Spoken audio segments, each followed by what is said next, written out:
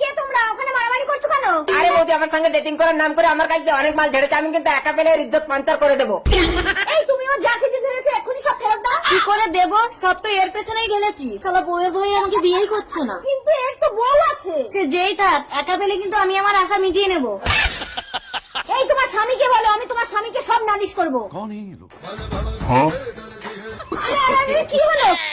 কে উনি? ওটাই আমার স্বামী। দিদি প্লিজ কিছু বলো না। কি হলো? থামলে কেন? লড়াই খতম? তুমি এদেরকে নিয়ে এবারে এসে ঝামেলা করছো, বাড়ি চলো সব। দাদা, আপনি না থাকলে কিন্তু এরা যখন তখন অঘটন ঘটিয়ে ফেলবে, আর তখন আইন কিন্তু আপনাকে ছেড়ে দেবে না। ঠিক আছে ম্যাডাম, আমি যতক্ষণ সঙ্গে থাকবো এরা তো কোনো ঘটনা ঘটাবে না।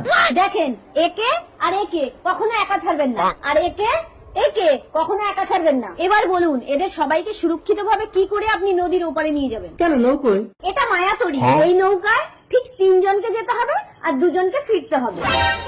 1 2 3 4, আমরা তো 4 জন আছি ম্যাডাম, তাহলে একে আর একে প্রথমে ওপারে রেখে আসবো। একে আর ওকে যদি ওপারে রেখে দিয়ে আসে তাহলে কিন্তু ঘটনা ঘটিয়ে ফেলবে, আর তা না ছাড়া আপনি তো একা ফিরতে পারবেন না, নৌকা গায়েব হয়ে যাবে। তাহলে আগে এর দুজনকে ওপারে ছেড়ে দিয়ে আসবো। একে আর ওকে যদি একা ছেড়ে দিয়ে আসেন, আপনার বউ ওর ইজ্জত ঘেটে ঘা করে দেবে।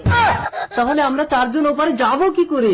মাথা মোটা, একে আর ওকে প্রথমে নিয়ে যাবেন, একে ওপারে ছেড়ে আপনার বউটাকে নিয়ে চলে আসবে, তারপর এই 2 নম্বরটার সাথে আপনার বউকে নিয়ে যাবেন, 2 নম্বরটাকে রেখে আপনার বউকে নিয়ে চলে আসবেন। তারপর শেষে ওপারে যাবার জন্য 3 জন পাবো কোথায়?